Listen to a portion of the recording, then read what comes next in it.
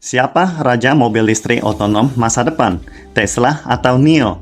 Nama saya Ricky Suwarno, berdiri di atas pundak dua superpower Amerika Serikat China melihat masa depan Indonesia. Mobil sumber energi baru atau electric vehicles buatan China, NIO ET7, memiliki daya komputasi sebesar 1016 T. Bila dibandingkan dengan daya komputasi Tesla Full Self-Driving 144 T. Istilahnya, NIO memiliki 7 kali lipat daya komputasi mengemudi otonom, jauh lebih tinggi dari Tesla. NIO dilengkapi dengan lidar presisi tinggi lebih dari 30 alat sensor, dengan 11 kamera presisi tinggi sebesar 8 MB. Baik sensor maupun daya komputasinya, semuanya menggunakan teknologi terdepan dibanding semua mobil listrik otonom di pasaran dunia saat ini, sehingga menjadi andalan paling kuat dalam bersaing dengan Tesla. Hingga akhir April tahun ini, NIO telah menjual lebih dari 100.000 unit. Harga rata-rata per unit sekitar $68.000, lebih tinggi dari harga BMW ataupun Audi, dan sekitar $6.000 sampai $20.000 lebih tinggi dari harga rata-rata Tesla Model 3 dan Model Y.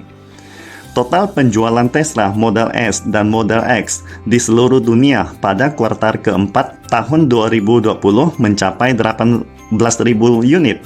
Sedangkan NIO hanya di pasar China saja telah berhasil menjual 17.000 unit. Bayangkan betapa besar potensi NIO bila sudah mendunia. Positioning mobil listrik otonom NIO sangat jelas, yaitu langsung ditargetkan ke pengguna kelas atas, dengan alasan supaya NIO bisa langsung menggunakan teknologi paling canggih dan termodern. Mobil listrik otonom NIO dirancang dari konsep mobil balap Formula E. Formula E adalah balapan kejuaraan motorsport khusus untuk mobil listrik. Misalnya pada tahun 2015, NIO berhasil memenangkan kejuaraan pengemudi tahunan pertama dalam sejarah kendaraan listrik dunia. Ini sebenarnya kejuaraan dunia pertama dalam sejarah olahraga internasional bagi China. NIO merilis EP9 pada tahun 2016 dan sejauh ini EP9 juga telah mempertahankan banyak rekor catatan seperti mobil otonom tercepat dan catatan parameter tercepat di banyak trek. NIO EP9 terbuat dari serat karbon, memiliki 4 motor, 1360 tenaga kuda, dan daya 1 MW. Ada hal yang sangat menarik dalam beberapa tahun terakhir tentang pola pikir konsumen China. Para konsumen China tidak lagi seperti 10 tahun lalu atau 20 tahun yang lalu, yang selalu mengidolakan mobil mewah merek internasional. Pada saat ini, konsumen China yang lahir sesudah tahun 90-an ataupun tahun 2000-an, sikap mereka terhadap merek asing sebenarnya lebih merupakan mentalitas evaluasi. Mereka tidak lagi mengidolakan merek asing seperti Benz, BMW, ataupun Audi lagi. Mereka sangat terbuka untuk menerima produk domestik China yang kian meningkat kualitasnya.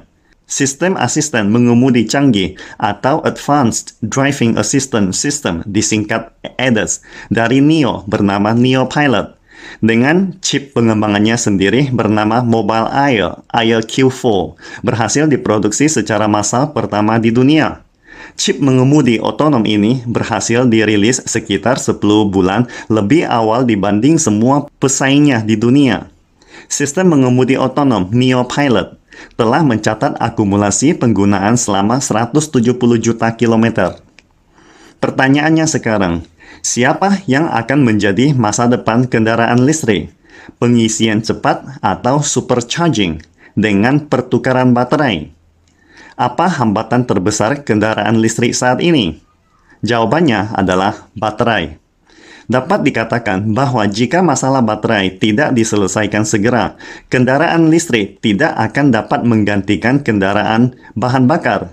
Ini merupakan masalah utama dan paling sulit di seluruh industri kendaraan listrik. Jadi, bagaimana usaha para pabrikan mobil untuk mengatasi masalah baterai? Cara solusi pelopor mobil listrik Tesla adalah supercharging dalam 1 jam. Setelah charging, Anda bisa mengemudi sejauh 500 km. Baik Tesla maupun NIO telah sama-sama memiliki teknologi pengisian cepat seperti ini. Perbedaannya, selain supercharging, NIO juga menyediakan layanan 3 menit penggantian baterai. Ketika mobil Anda hampir kehabisan baterai, Anda hanya perlu ke stasiun pertukaran baterai mereka, dan kemudian NIO akan langsung menggantikan baterai yang terisi penuh. Jadi, apakah teknologi pertukaran baterai ini memiliki masa depan? Akankah Tesla ketinggalan bila tidak mengikuti tren ini? Keuntungan dari penggantian baterai, pertama-tama, menghemat uang. Biaya mobil listrik sekarang ini, harga baterainya sangat mahal, mendominasi sekitar sepertiga harga mobil. Setelah penggunaan beberapa tahun, baterai akan menua. Ketika Anda ingin menggantinya dengan yang baru, paling tidak Anda perlu menghabiskan puluhan ribu dolar. Namun, kalau Anda memilih cara pergantian baterai seperti metode NIO, Anda dapat menikmati pembaruan terbaru baterai dengan performa yang lebih baik setiap saat. Kedua, penggantian baterai hanya perlu waktu 3-5 menit sangat cepat. Dibanding supercharging, paling tidak memerlukan waktu 1 jam untuk mengisi penuh baterainya. Ketiga, mengurangi beban pada jaringan listrik. Misalnya, sebagian besar lingkungan perumahan lama mungkin tidak bisa menanggung beban daya dari tiang pancang pengisian baterai yang ratusan kilowatt tingginya. Sekarang, daya 1 kilowatt lemari es atau AC di rumah telah dianggap sebagai beban daya yang sangat besar, apalagi dibanding dengan daya tiang pancang pengisian cepat di rumah sendiri. Ditambah waktu konsumsi listrik yang tidak stabil. Namun cara penggantian baterai tidak memiliki masalah tersebut, karena dapat terpusat dan terkoordinasi, sehingga konsumsi listrik dapat stabil dan terkendali.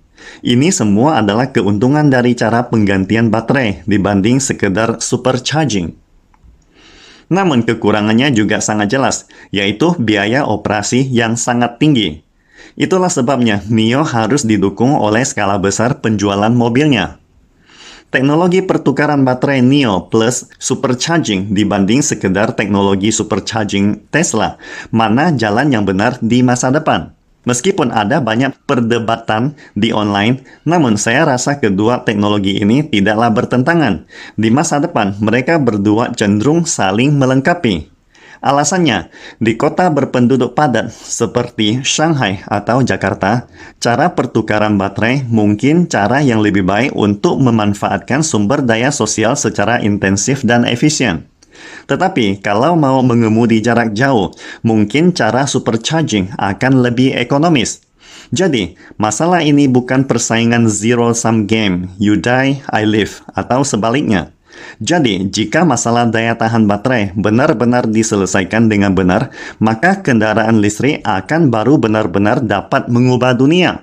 Pastikan Anda subscribe dan follow akun ini supaya senantiasa mendapatkan info terbaru tentang teknologi terkini AI berkaitan. Salam Indonesia Maju!